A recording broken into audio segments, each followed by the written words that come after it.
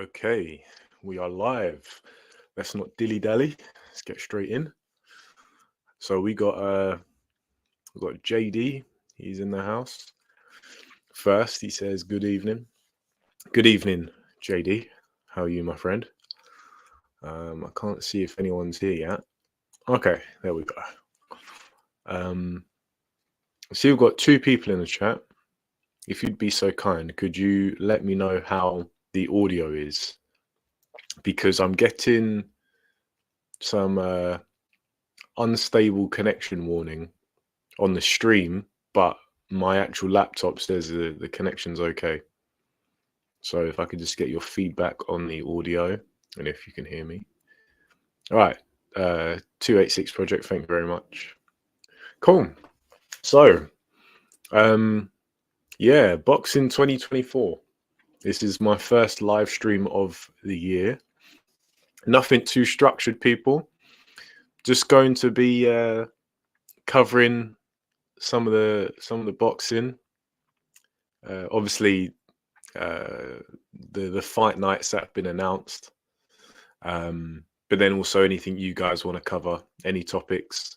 I just didn't have much else to do today. Bit of a quiet weekend, so I figured I'd interact with some of you guys because, as Jay says, it's been a while. Yeah, Jay, how you doing, man? I hope everything is all good. Yeah, I can't complain, to be honest. I've been busy.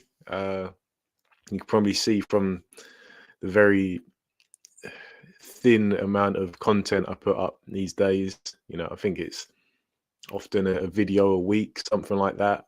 I haven't done a live stream since Christmas Eve.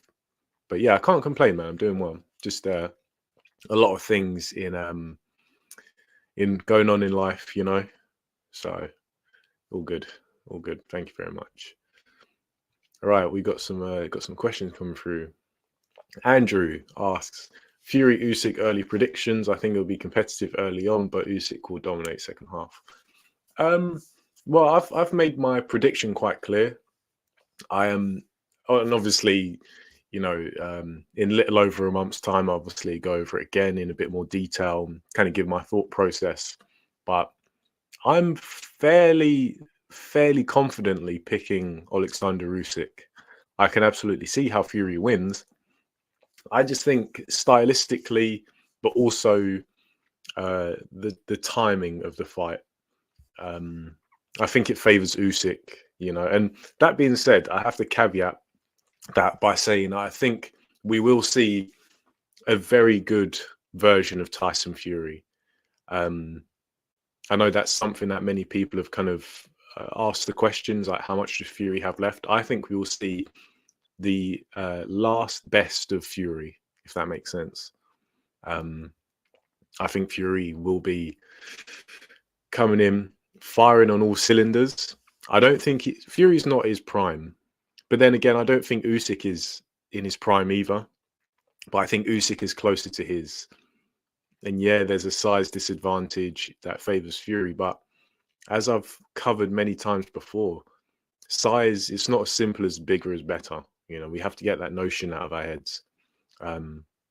Well, not we, because I think all of us here, all 8 of us present, we understand that.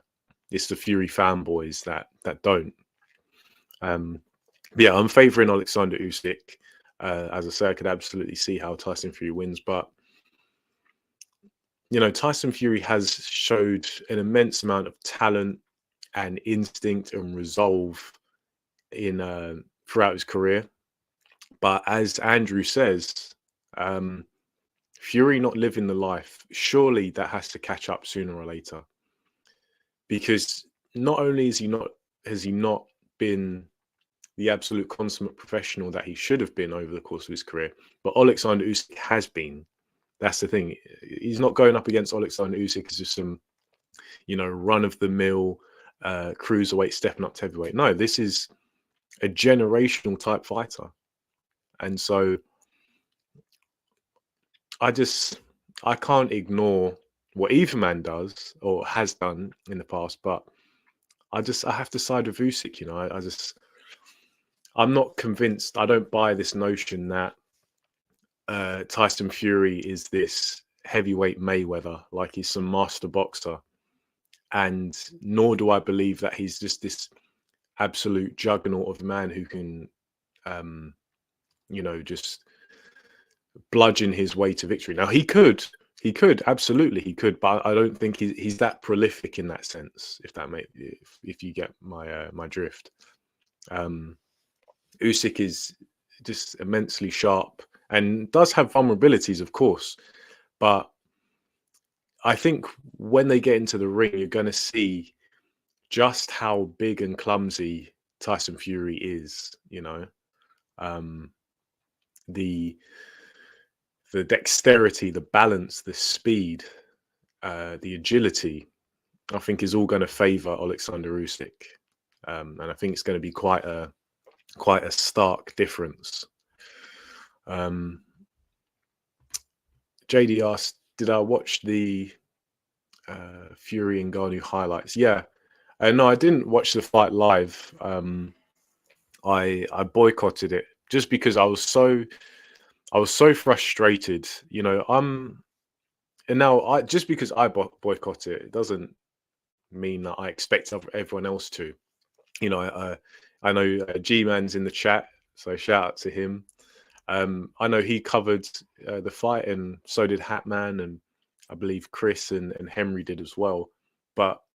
And look, fair play. I just couldn't bring myself to do that, just personally, because I'm a bit of a hardliner in the sense where if I say I'm not going to do something, if I say I'm not interested, that's it, kind of thing. Because the thing is, like with Joshua and Ngannou, I don't have a problem with it. I made a video and people were like having a hissy fit about what I said. All I said was I'm not particularly interested. I said that maybe come closer to the fight, yeah, it might pique my interest a little bit, especially if the card's really good. But for the most part, I would have preferred to see Joshua fight Hrgovic, Zhang, Frank Sanchez, rather than Ngannou. That was all I said. But that was obviously with the context of Joshua not being a world champion. He doesn't have an obligation to fight his immediate rivals in Alexander Usyk or a mandatory challenger. Whereas Fury did have it, or he has that obligation now. But even back in last year, he had it. And I was quite lenient when the Chisora trilogy fight was announced, because I said, okay, I have a good feeling, it was just a feeling that the Fury Usyk fight would happen in March of 2023. And I was like, I have a good feeling. It sounds like Fury versus Usyk, March 2023. It sounds plausible. It sounds legitimate. I turned out to be wrong, hold my hands up. But I was like, you know what? Assuming that Fury goes into the Alexander Usyk fight within 3 months, I can forgive him fighting Chisora. It's not ideal. I don't like it, but I can forgive it if we get the fight. But we didn't. So that was it. That was like the final straw. I was like, you know what? From now on, I'm not gonna support Tyson Fury. And when I say support, I don't mean like, oh yeah, go Tyson, but pay him attention. Because ultimately that does, in some roundabout way, support him, because it drives attention. Energy. Where is it? Attention goes where energy flows, or the other way around. Basically, you get the idea. And so when it came to that, I was like, I can't. I'm not going to pay any attention. Now I've watched the highlights back, and I thought Fury looked awful. Hardly surprising though, because he probably thought he was just going to blow Ngannou out. Didn't prepare, and that's. I don't even want to say that's conjecture, or like that's a bit of a stretch, because Tyson Fury has a bit of a history doing that. He didn't even look in good shape for the Chisora fight. So yeah, it's just Tyson Fury being Tyson Fury. Terry says 28 days until Usyk dismantles Fury. Yeah, wink. Maybe, who knows? But it's intriguing, and counting down the days. definitely. Jay says, I want to see Tommy Fury versus Jaya Pataya. I think Tommy knocks Jay out within 4 rounds. Yeah, you're clearly joking, because that that wouldn't happen in a month of Sundays. I don't even want to say that Tommy Fury would have like a puncher's chance. That would be lambs to the slaughter. Yeah, anybody who wants to see that is just an absolute savage and probably a psychopath. So Jay, got my eye on you, mate. Got my eye on you. Which fights would you like to see this year which haven't been made yet? Well, Bivol Beterbiev hasn't been officially made. I think it's just been, the idea has been spoken about, because obviously that's the fight to make, and I think the Saudis have spoken about getting it done in June. Boy, I can't. I'd like to see. Obviously, I said I'd like to see Joshua face Zhang, Hrgovic, or Sanchez.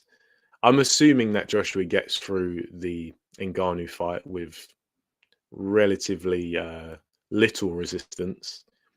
So, assuming he does, I feel like he could go on to fight one of those three. I'd like to see that. I'm very much enjoying, because like some people, they had one of their comments when I said I wasn't particularly interested in AJ versus Ngannou, excuse me, was that, oh, you can't possibly say that you'd rather see or you preferred to see Joshua fight Franklin, Helenius, and Wallin, so why are you like downplaying Ngannou?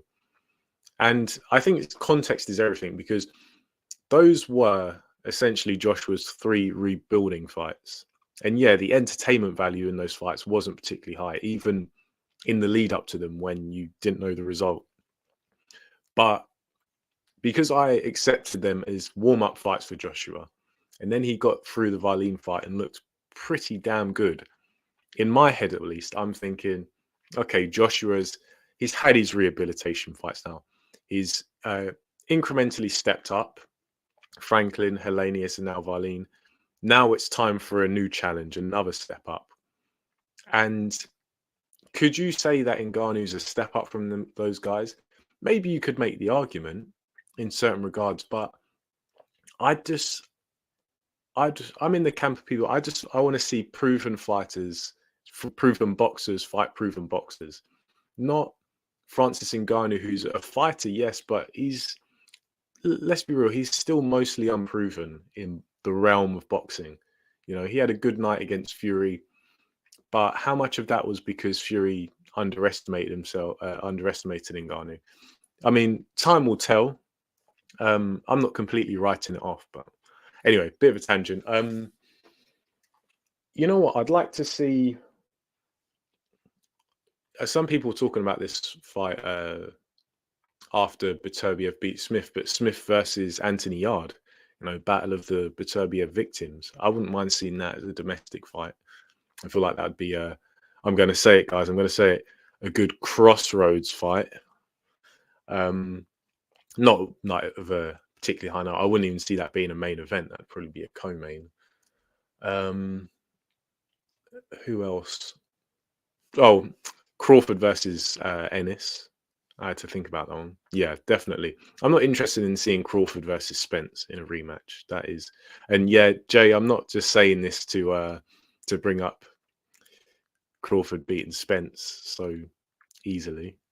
But yeah, that's a fight that I don't even understand why there's hesitation to get that one made. I understand there's contractual things, but anyone who allows Spence to go, any one of Spence's team members that allows him to go back in with Bud Crawford, they don't have his best interest at heart, because I think he's going to get even more of a shellacking second time round.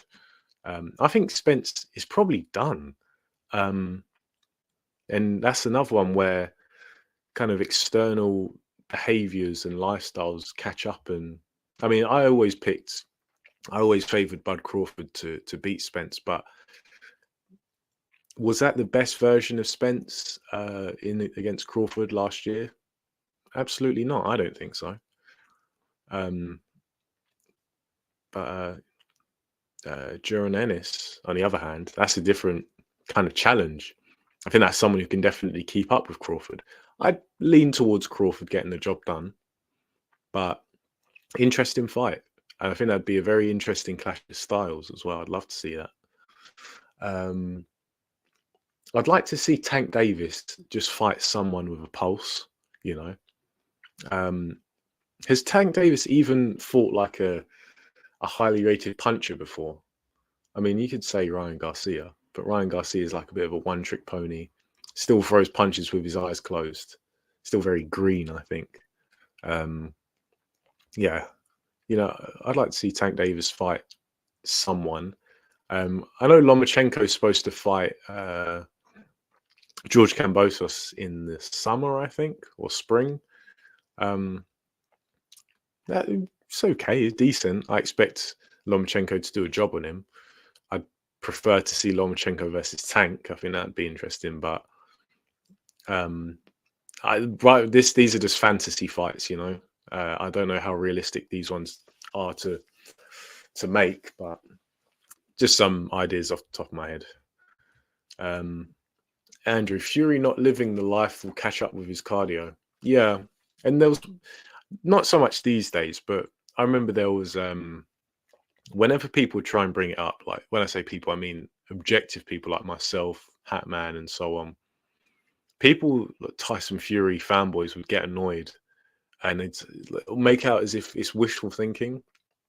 And they point out that Tyson Fury has managed to basically get through loads of different crises in his career. And it's like, okay, yeah, he has, absolutely. But just because someone can do something or has done something, it doesn't mean they can continue to. And Tyson Fury is a good example of burning the candle at both ends because he's been in tough fights. This guy's had to absorb a lot of punishment. Tyson Fury is no stranger to being hit with big punches, sent to the canvas. He's always got up, absolutely. But how many times can someone go to the well? And on top of that, yeah, you factor in just the sheer lack of discipline. The substance abuse, the alcohol, the food. Honestly, Tyson Fury. I know it's not bodybuilding or anything like that. It's not about aesthetics, but Tyson Fury. I look at him and I gag. He's ruined his body. He looks disgusting. And just imagine what his insides are like. And people are like, oh, but it's boxing. It's about how you can fight. Yeah, you only have one human body, you donut. If you don't look after your body, it's not going to look after you. You're not going to be able to succeed. And it just gets to a point where your body breaks down. And if your body's broken down, how well can you perform? How well can you train? Like, it's quite simple.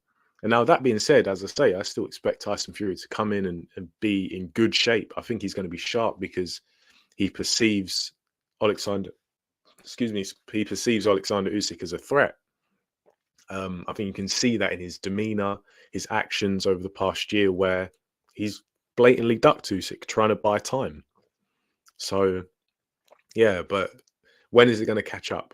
I think win, lose, or draw, Tyson Fury retires very soon after the fight. Maybe if he wins, he'd hang around for that Joshua fight. Maybe. But even then, I don't think that's a given. I think Tyson Fury is hanging on by a thread, and we're probably going to see him go out with a bang. As I say, win, lose, or draw. Earth Summed Up says, it feels like Usyk's destiny, not Fury's. Usyk has been on this path his whole career. Fury's been pissing about. Maybe, yeah. If you believe in stuff like that, I mean, they're very different. Tyson Fury and Alexander Usyk. They're on different pathways. I know Alexander Usyk has described himself as a samurai in the past, and that makes sense. Whereas Tyson Fury is kind of the trickster, but yeah, it's different characters. Sometimes it does just come down to a feeling.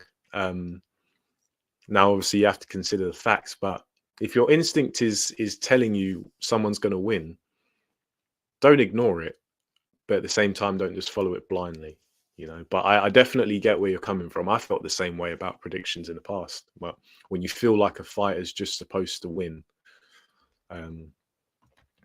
JD says, Ngannou fights at very low pace, isn't a combination puncher, isn't active with his jab.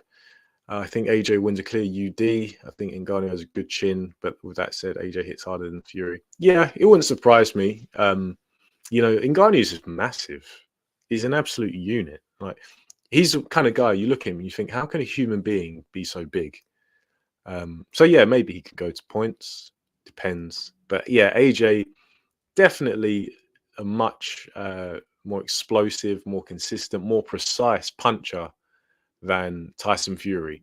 So maybe the smart money is AJ by stoppage, but who knows? That's what I mean. Like, Ngannou's very much an unknown quantity.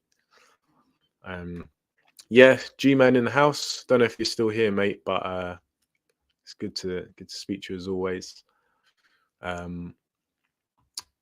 Summed up, can you see Usyk stopping Fury?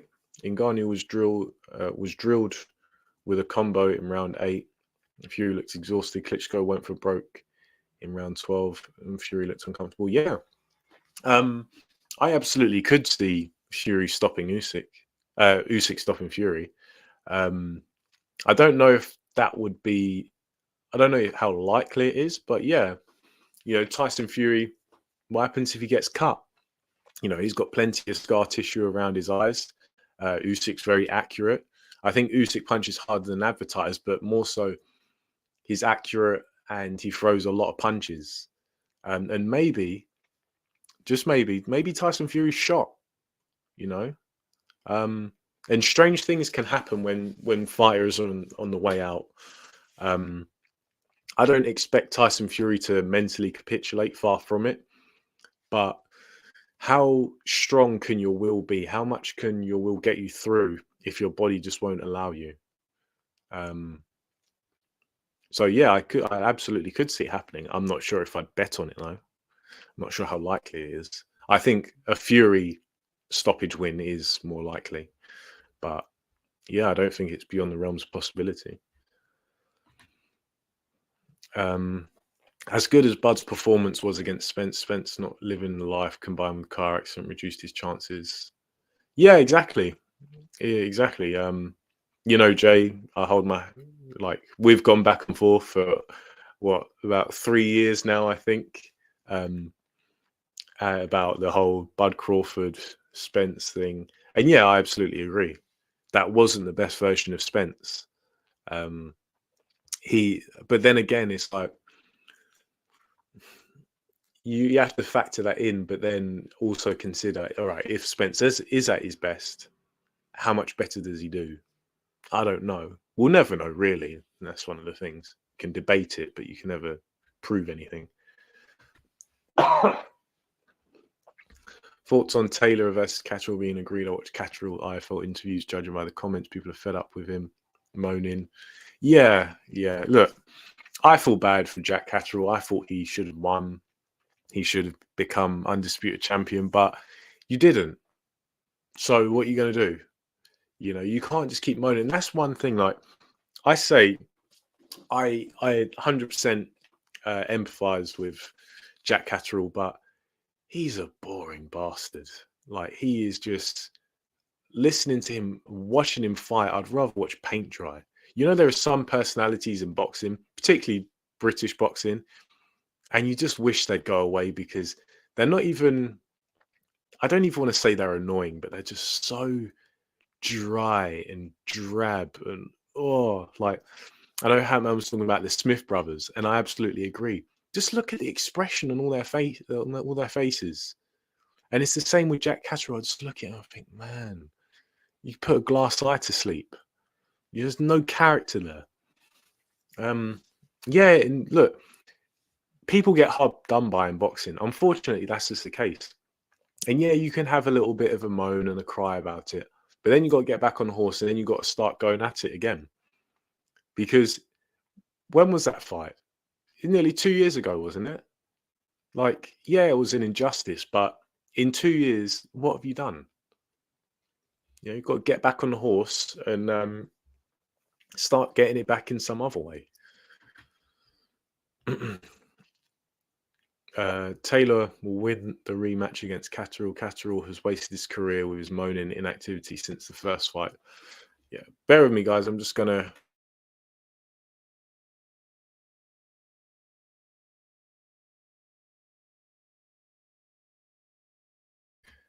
All right. Yeah, exactly. What's he done? The only fight I can think of was, or is is it the Linares fight? What else has he done? Let's have a look. And yeah, it was nearly 2 years ago, February 2022. Yeah, Dara Foley and Jorge Linares. What's that? Like, it's what do you want? Is the question. Like, what do you honestly? What do you want?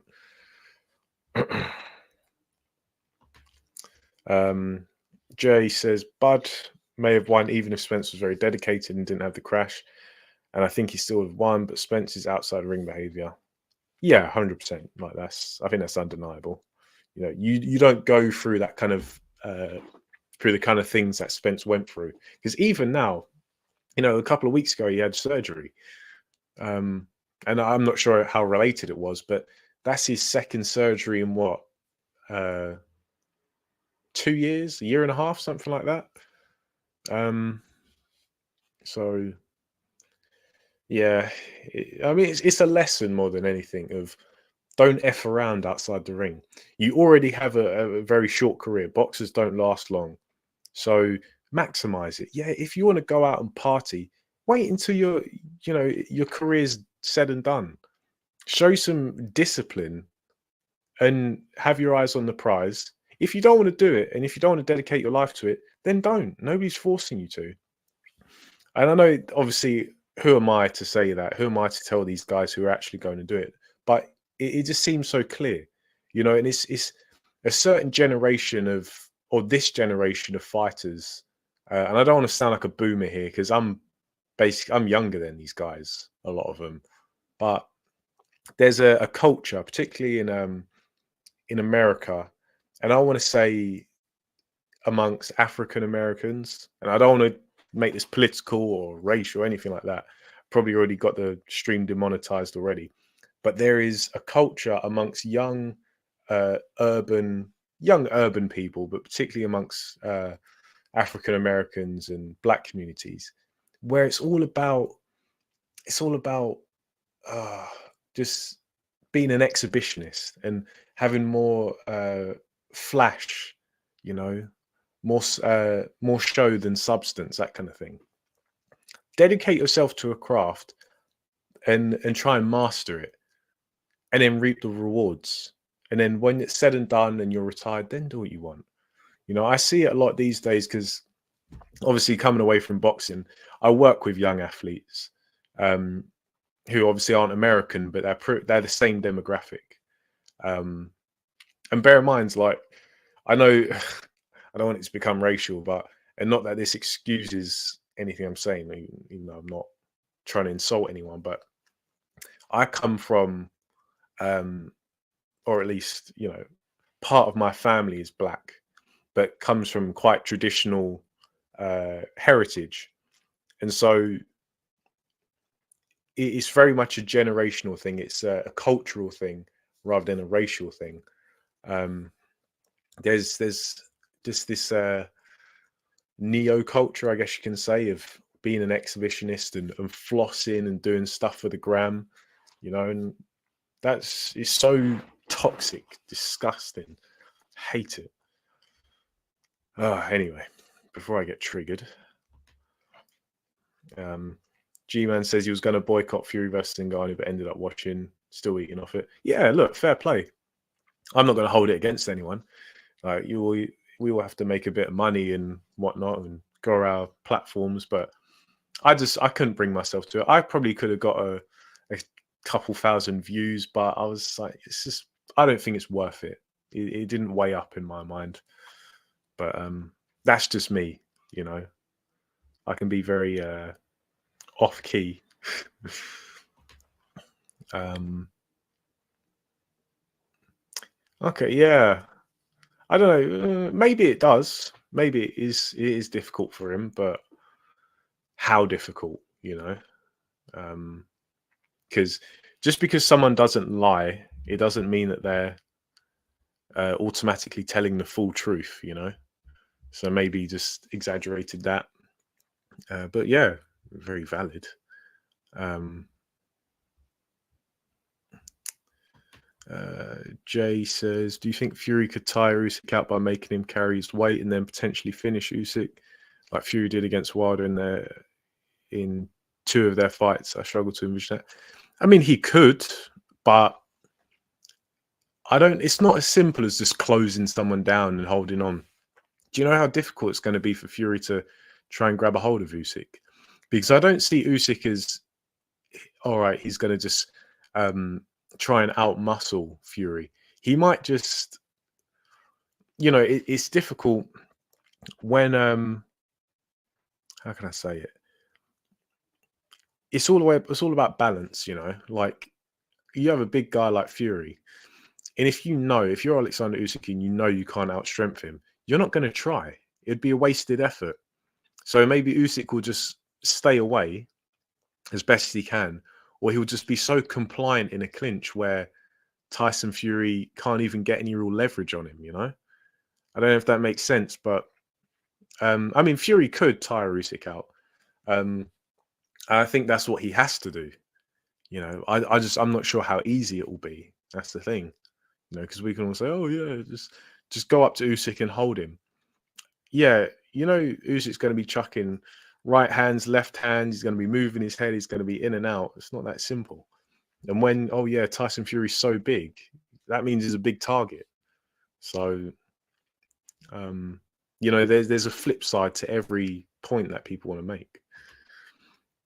But it's what makes it so intriguing.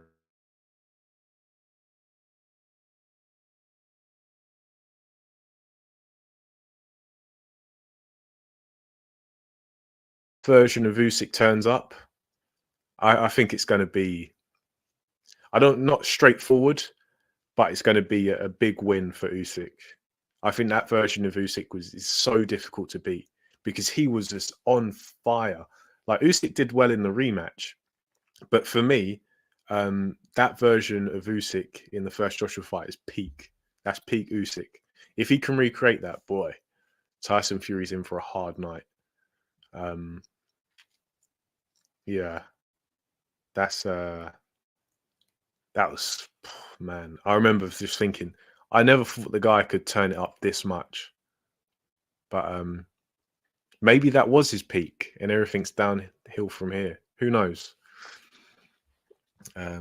G-Man, you can tell Fury has been seeing the videos on YouTube calling him out for ducking Usyk because he's seems to always make a reference to it. Well, yeah, that's one thing that people have been picking up on is one of the reasons why this fight is happening is because there's pressure on Tyson Fury. And I know some people still think that the fight isn't going to happen. Like at the 11th hour, it's going to fall through. And for a while, I was thinking that. I was like, I don't know, I don't trust it. But I settled down and I thought, you know what? Tyson Fury can't afford to duck the fight again. There is way too much pressure on him. And rightfully so, because he's been pissing around for long enough. But yeah, he can't wiggle out of this one.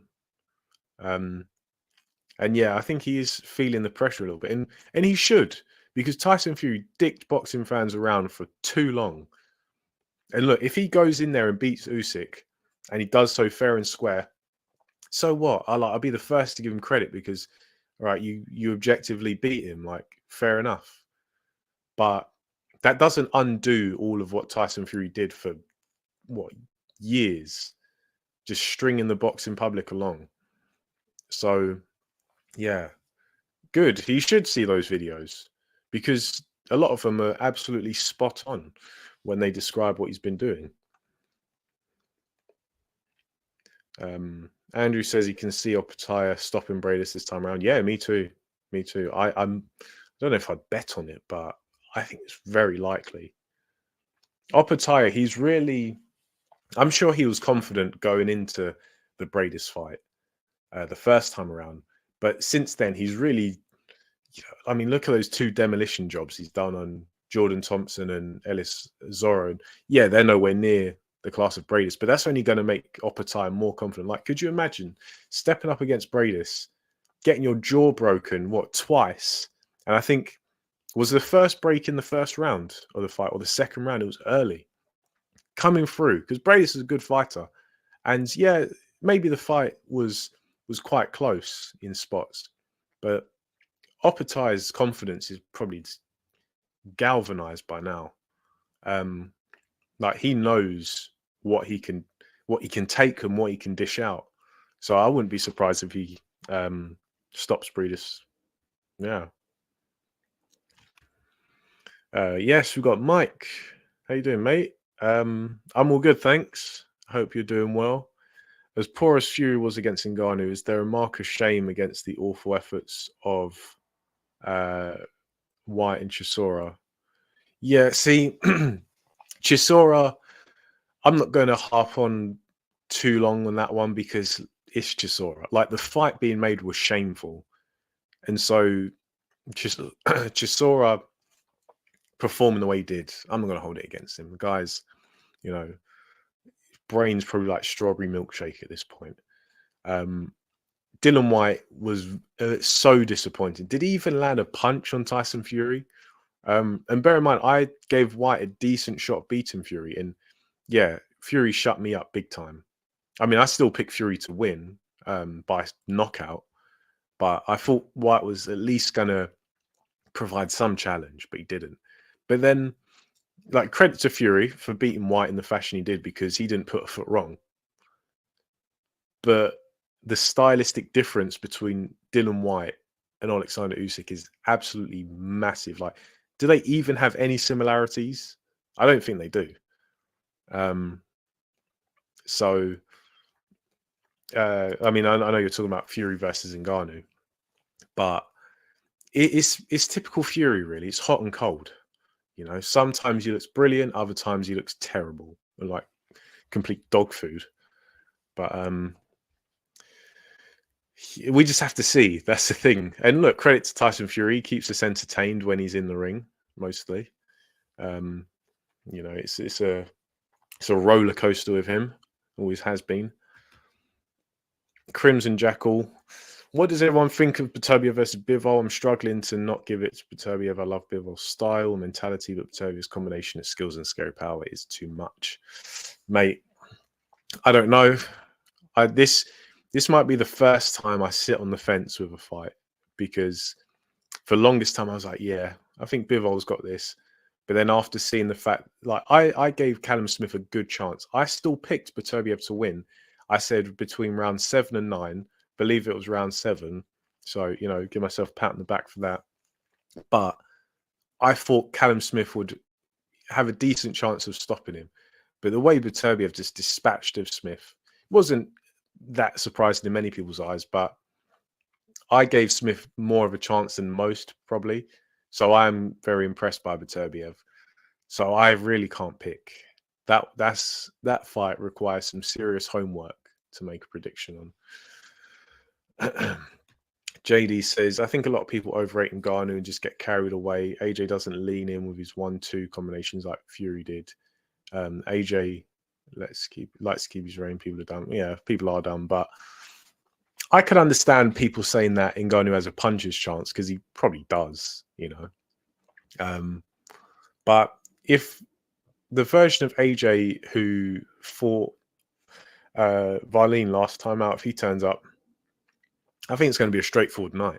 I wouldn't be surprised if he stops Ngannou, because that was just clinical. And yeah, Ngannou isn't Otto Varlene, but I just see Ngannou being a little bit of a sitting duck in front of him because he doesn't really do much.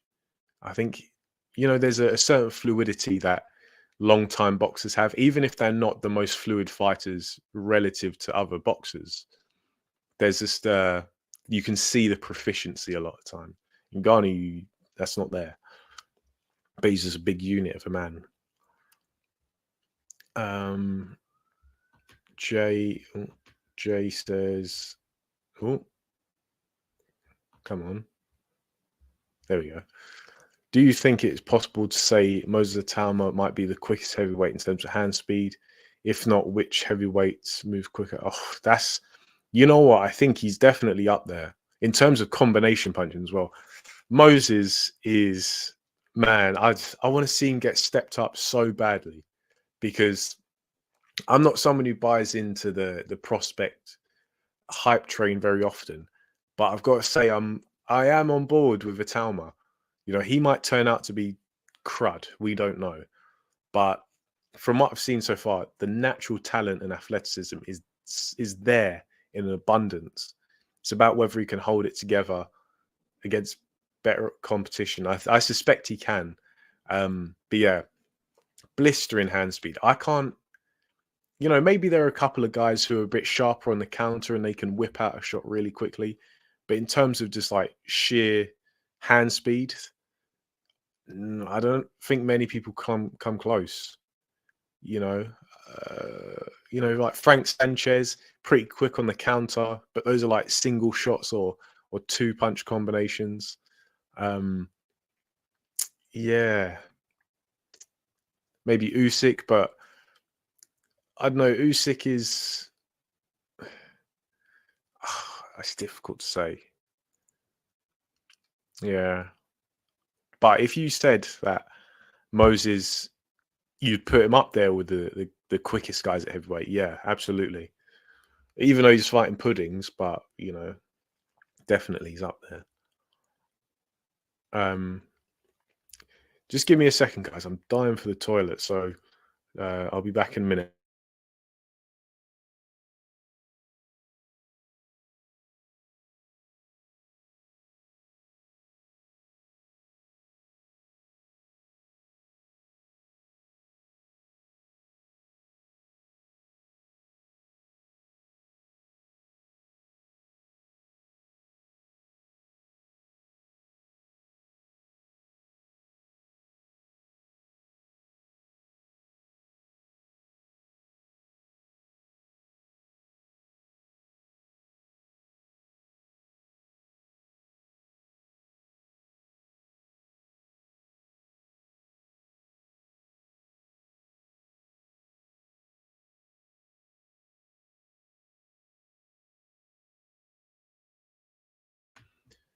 All right, I'm back.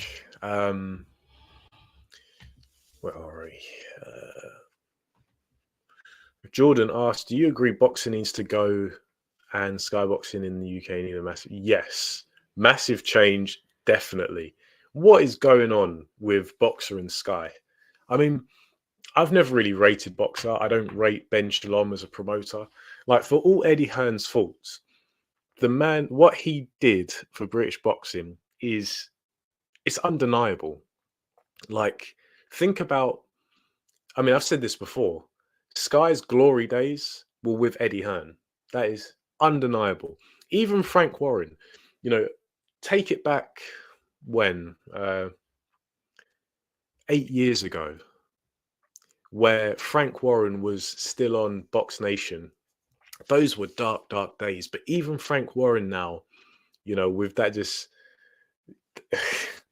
you know, Frank Warren is someone who has steely resolve. And now I don't agree with what Frank Warren says most of the time. I think he talks rubbish.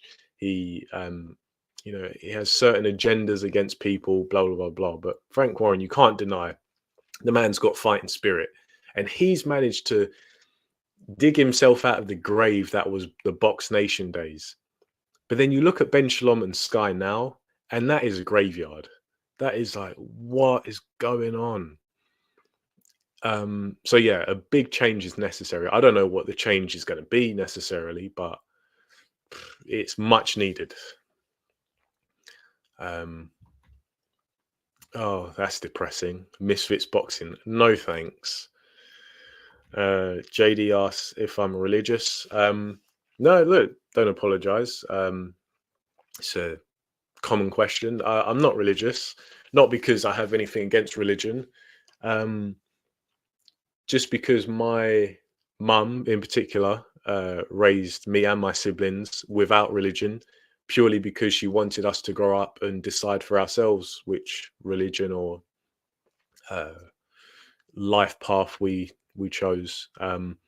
I do have religion in my family, not immediately, but a few generations back. But yeah, personally, I I appreciate religion. I know this is a boxing live stream, but you know, just a little tangent. I appreciate religion. I'm not someone who demonizes it at all. Um, Certainly not perfect from what I understand of religions, but I think for the most part, religion is something that is largely quite positive and beneficial to society. Um, I'm not an old person. I haven't been on this earth for very long, but from what I can observe through people I've met in my life, experiences, and things I've seen, people who follow religion, and when I say follow, I mean genuinely follow, like they are devoted to their religion, tend to be the most positive, caring, generous people you come across. Not exclusively, of course. There's no hard and fast rule, but that's just something I've experienced, and I think at least where I live, religion is seen as quite archaic, and like it's a bad thing. Oh, it's a thing of the past. And people, they're not happy, they're not positive, they're not generous. A lot of them are scumbags, and they don't follow religion. They actually go out of their way to demonize religion, which I think is quite ironic and quite telling. Nothing hard and fast, just my experience, just very broad generalization. But yeah, I say that, I say, talk about religion. I'm not religious, but I'm not religious because I don't, I don't think I need to be religious. Like without getting too personal, I'm not someone who has any vices. I'm a very grounded person. Um, I'm not. I have a very sound mind, if that makes sense. Like I'm not a very corruptible person. Um, you can only take my word for it, but um, like G Man, he knows me. Me and G Man are quite close. We meet up very often. I'm sure he'll vouch for me in telling you guys that I'm not someone who's like I'm not someone who's easily corruptible. You can't get to me with wishes and desires and that kind of thing to get me to bend to your will. It just doesn't happen. Whereas I think religion, largely, it plays a strong role in providing that barrier of protection for people because it gives them a code to live by. So the desires and those elements of life that can corrupt people, those temptations, um, religion protects them from that because the average person doesn't have much discipline in that sense, or naturally. Um, anyway, enough RE for the evening. Jay says, I think Spence is done at elite level. It's a shame to say because I like Spence, but objectively speaking, I don't see him beating anyone at elite level. Yeah, he's probably done. Stick a fork in him. Maybe he can get a big win. I didn't think he was going to beat Danny Garcia and Ugas, but he did. Well, I thought he was going to beat Danny Garcia. I didn't think he'd beat him in the fashion he did. But yeah, the Ugas performance really impressed me. But I think those days are behind him. Tank hasn't fought in 9 months. I'm saying it now. Tank's inactivity will come back to bite him, maybe. I mean, it's either his inactivity or his just classless shenanigans outside the ring. Because it's just that one of these guys is wild, just acts like an idiot. It's got no discipline. It's people like Tank Davis that I shake my head at. Shake my head at. Imagine having all that talent, all that natural ability, and acting the way Tank Davis does. Not gonna lie, I laughed when that boxer, I forgot his name, compared Spyro Beterbiev to being hit by a car. I was thinking, damn, he hits hard. I think Beterbiev smokes Bivol. Wow, that's bold. I don't think I've come across anyone saying that. I've seen people say, close fight, but I think Beterbiev gets it. I haven't seen anybody say that. I think Beterbiev smokes Bivol. Maybe. Yeah, Beterbiev. See, the thing is, there's just been this whole controversy recently about Beterbiev's slightly elevated testosterone levels. Beterbiev, I've followed for a long time, and this man is an absolute gym rat. Not only that, he clearly has a very physically advanced constitution, in the sense where he's he's got that very sinewy physique. And I know, like, bodies don't win fights or anything like that, but you can look at his physique and you can tell this is a very strong man. And he's like probably single digits in terms of body fat percentage, but you can see that there's a lot of strength there. He's probably someone who um, is naturally slim frame, but very dense bones, very dense musculature, and he's got good schooling, and that is probably the worst combination of strengths if you're his opponent, because this is someone who can smash through you, um, and do so with a good bit of boxing schooling. So yeah, Beterbiev's serious hombre. Andrew likes the thumbnail. Yeah, I cooked that up in a few minutes, because I was thinking, what could I do to rattle up some controversy? I like to annoy people with my thumbnails and trigger them with my videos. I was thought, you know what, something I've been seeing for so long now, especially now, is these people in comment sections of videos and posts. They say, "Oh, boxing is dead. Boxing's dead. Boxing's terrible." It's like, are you sure? Look at all the fights that are getting made. Look at all the massive cards that are getting made. But apparently boxing's dead. G-Man says, Eddie Hearn has jinxed the main event by mentioning Fury versus Joshua means Usyk will win now. Maybe. I know some people were saying, oh, if the plan is for the winner of Joshua versus Ngannou to fight Fury versus Usyk winner, that must mean that Fury's going to win and Joshua's going to win. Like, oh, it's fixed. We shall see. But yeah, maybe Eddie Hearn has jinxed it. When David Haye is making a prediction, I think Andrew said it. Yeah, David Haye predicted Fury to win, so Fury's got no chance.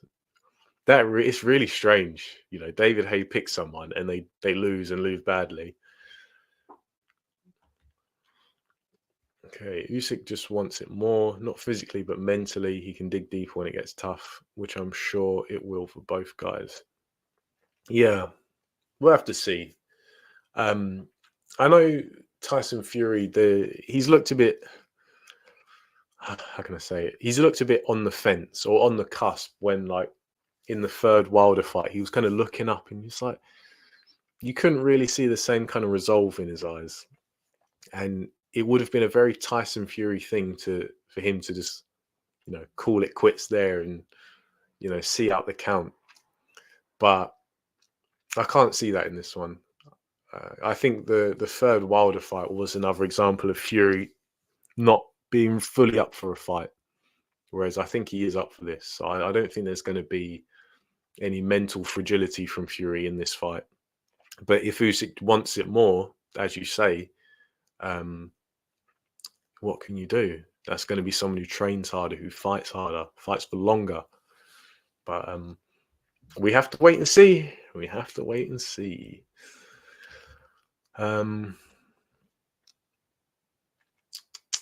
If I'm Tyson Fury and I still have more in the tank, I want to fight AJ in the next 12 to 15 months. Time is ticking. Yeah, time is ticking. Yeah, it'd be a shame if Fury wins and beats Usyk fair and square, and AJ comes through. Whether it's for undisputed or it's not, I think we should see that fight, because it's a battle of the Brits. The two of the best, or the two, depending on who you ask, best British heavyweights of the current day, but also recent years, both championship level. It just seems like it'd be a shame if it didn't happen. Speaking of boring people, having boring colleagues sucks. How can you live your life? Um, yeah, yeah, yeah. I get what you mean. I mean, some people say that about me. Some people say that I'm emotionless. Uh, Misses out match is always on my back about that, saying how I never react to anything. I never seem happy. I never seem sad. I'm just nah. It's called being on an even keel, guys. Um, what was your thoughts on Bivol labouring to a 12-round unanimous decision against Lyndon Arthur? I expected it, to be honest. I know Bivol hasn't stopped anyone in like 5 years, but compare Arthur to all those other guys. I wasn't surprised, to be honest, because Lyndon Arthur, yeah, he's not great, but he's quite a bit bigger. He's quite lanky. Um, Bivol, he just doesn't have that mindset to like really roll the dice. And to be honest, I'm not even sure that his style really allows him to. He's a very quick guy, very good balance, throws a lot of shots, but I just don't. He's not the guy who like really goes for it. I just don't think that's his personality type. An amazing fighter, but you know, someone like how often someone gets stoppages isn't it can't be equated to how great they are. It'd be great if he was like imagine if that Trent Broadhurst fight where he just sparked him out with one punch.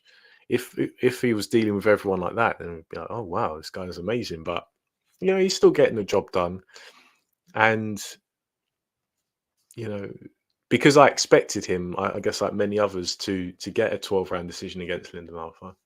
I can't really hold it against him when that's exactly what he does.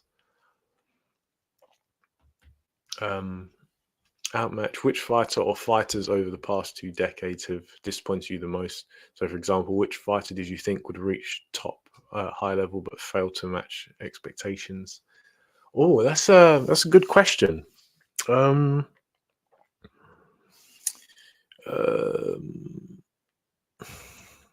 Not for any ability or lack thereof. Not for any lack of ability, but I was always really disappointed by the fact that Dmitry Pirog had to retire so early.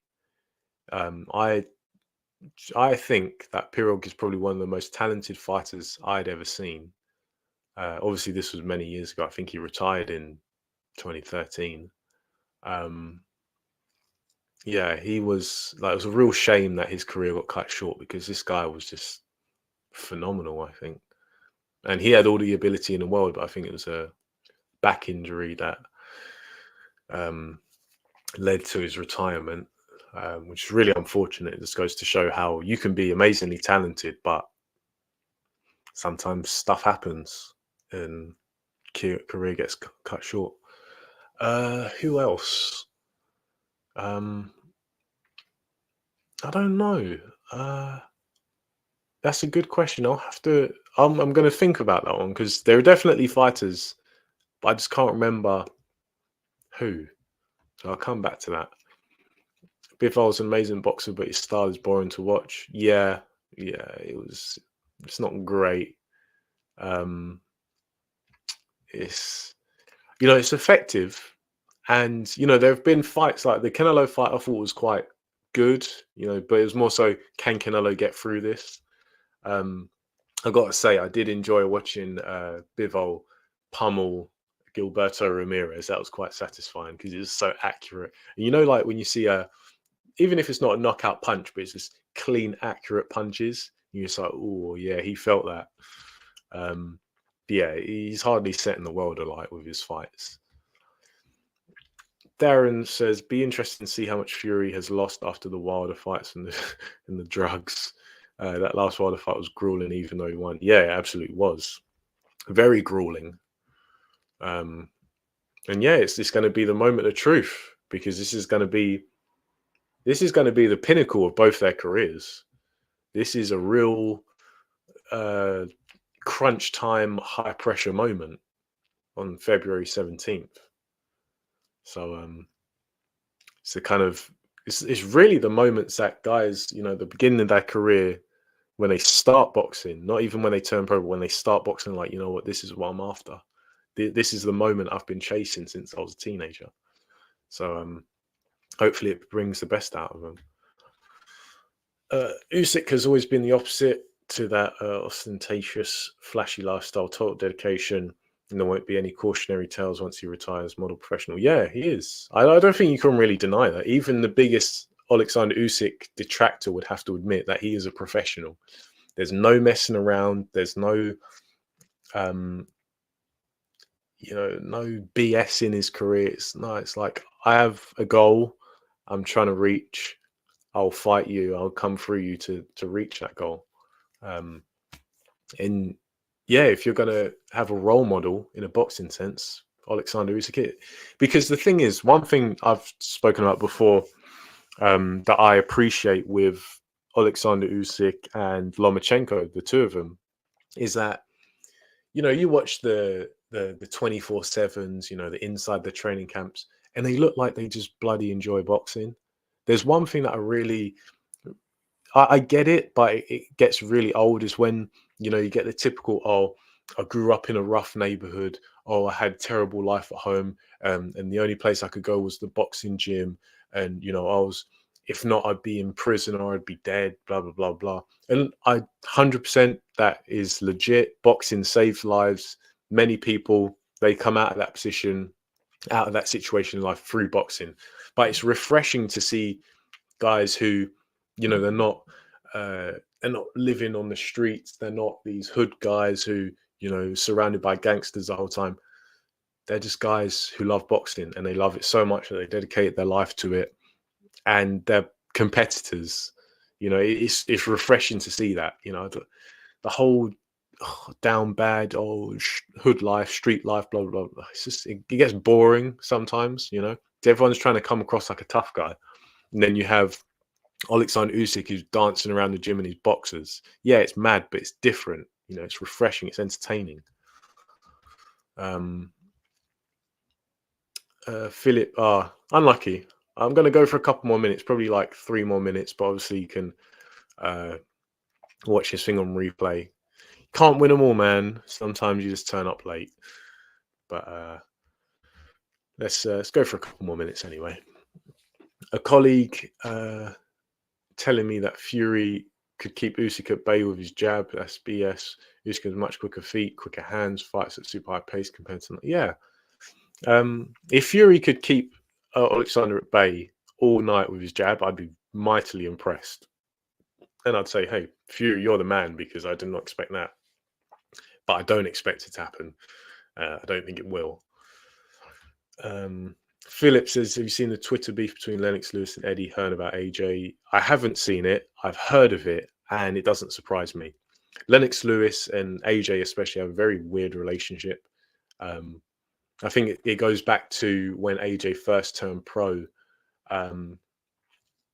back in 2013. Lennox Lewis was interested in signing him as like promotionally or from a managerial standpoint, maybe both. And obviously AJ turned him down and went over to Eddie Hearn. So no love lost, I think it's fair to say. I'm just getting sick and tired of ignorant casuals. A lot of them are emotional, biased, and dumb. Well, JD, I'm sure you can imagine that many of those types frequent the comment sections of my videos. You know what? I have a lot of fun taking piss out of them. So don't take them too seriously. Like, away from boxing, most human beings are stupid. And so you can't take people too seriously. A lot of the time as well, you can see these people come from a mile off, so you can kind of brace yourself. But yeah, I wouldn't get drawn into it too much if I was you. Yeah, Brady's old man now, hasn't fought for a year and a half, so it's not looking good for him. On the flip side, Oppenheimer has steamrolled 2 guys. Yeah, let's pray for Bradis. Although he held his own in that last in the first fight. Let's not forget he did break Oppenheimer's jaw twice. So Bradis has always been a serious operator. But at this stage, it's like, how much can he really bring to the table. Remember True Geordie's interview with Fury after the Chisora fight was announced? That was a good interview, and went off. And I went off Fury. Yeah, Fury was just, he went on the defensive, but it's because he knew he was like cornered rat, and people saw through the nonsense. I think Moses Atama is mandatory for the English title currently held by Solomon Dakers. That would be a good step up for him. Yes, any step up for Moses, I'll take it. And I think that's, he's clearly got a lot of talent, and they're having to nurture it, but you got to roll the dice. You can't be like, oh, we're going to aim to break Mike Tyson's record, but then you're going to have 30 fights against street cleaners. It needs to be a bit more of a risk, because ultimately that's what's going to serve him some good, not stupidly, but good, controlled, incremental risk is going to serve him well when he gets to those higher level fights. Ngannou has very slow feet. Also, rate AJ's foot speed for me, please. I think a lot of people make out AJ is much slower on his feet than he actually is. Well, yeah, AJ's, I wouldn't say he's slow by any stretch. When he's dog tired or he's been buzzed, yeah, he's very groggy. That's his weakness. Is his he seems to get very, very groggy after being hit and stunned. That's when he slows down. But when AJ's fresh, he's pretty quick for a big man. This is a guy who can, I know it's a different sport, but he can run 100 meters in like 11 seconds, I think. And yes, it's boxing, I'm aware of that, but he's quick enough. I'll say that he's quick enough. Dev Sani, he's all right. I don't take him too seriously. He's going to say certain things, and I think people get wound up. But you have to remember, he's a BT Sports guy. Like it's not BT Sports. Like he's a Queensbury guy. Like, what do you expect? Kind of thing. Yeah, I don't take him too seriously. He's entertaining enough as it is. His voice, I wouldn't say it's funny. I find it more annoying, but I think he's just like an annoying little rat in general. He's like, Dev Sani is the kind of kid in school who would like throw something at you and then run off, and you can never catch him, and he just talk rubbish from a distance. That's what Dev Sani reminds me of. He was definitely that kid in school. Sorry, chat, you probably don't want to. Yeah. Maybe one day I'll do a topical live stream and we can just talk about random subjects. I agree with you that Tank's an absolute idiot. He had an awful upbringing, but the man's pushing 30 and needs to grow up. Yeah, exactly. He's 30 going on 15. Honestly, and he's a product of his environment. And that environment's just a gutter. I've heard average male testosterone level decrease a lot in just a few decades. 25-year-old guy is the same as a 50. Yeah, I mean, you can look at the history of physical culture, talking about, say, strength training and sports in the 1800s and early 1900s.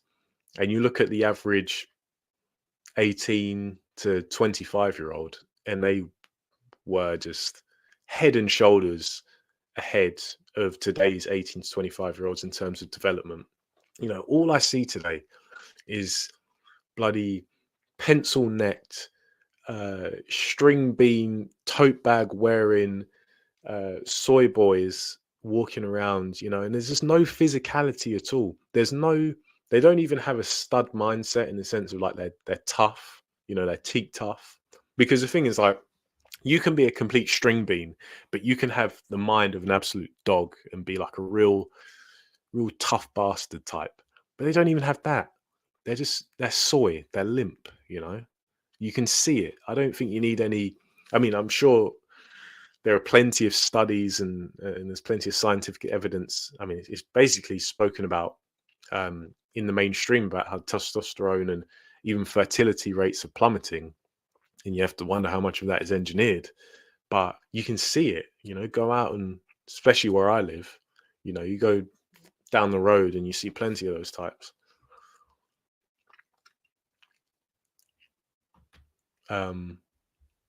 Yeah, look, you know what, JD, I do sound a bit snobby because I I didn't grow up like Tank Davis, all right? I didn't grow up in Baltimore, thankfully. But from where I'm from is a dump, all right? I've been surrounded by criminals and just junkies and unsavory people, much like Tank Davis has in his career, in his life, I'm sure. Obviously, not to different degrees. You know, I'm sure the average nutter from my area is you know, not necessarily the same as the average nutter from Tank's hometown, but it comes a point where you have to, if you're a man of any substance, you separate from the garbage that you're surrounded by, and you make something of yourself, and you don't succumb to the stupidity and the toxic behaviors of the people around you. You have to be like, you know what, I'm better than that. I am a snob, and I'm going to leave this garbage behind me. But yeah, I'm going off on one. Um, all right, guys, I am going to bring this one to a close. I actually only wanted to go for about an hour. I've gone 10 minutes over. So I'm gonna leave it here. I'm gonna enjoy the rest of my Saturday evening doing something. Don't know what yet. I have to decide. But I hope you guys do the same as well. Enjoy yourselves, and I'll catch up with you guys soon. So yeah, as always, thank you for joining me on this impromptu live stream, and I'll catch you in the next one, people. So for now, that will be all, and I'll see you soon.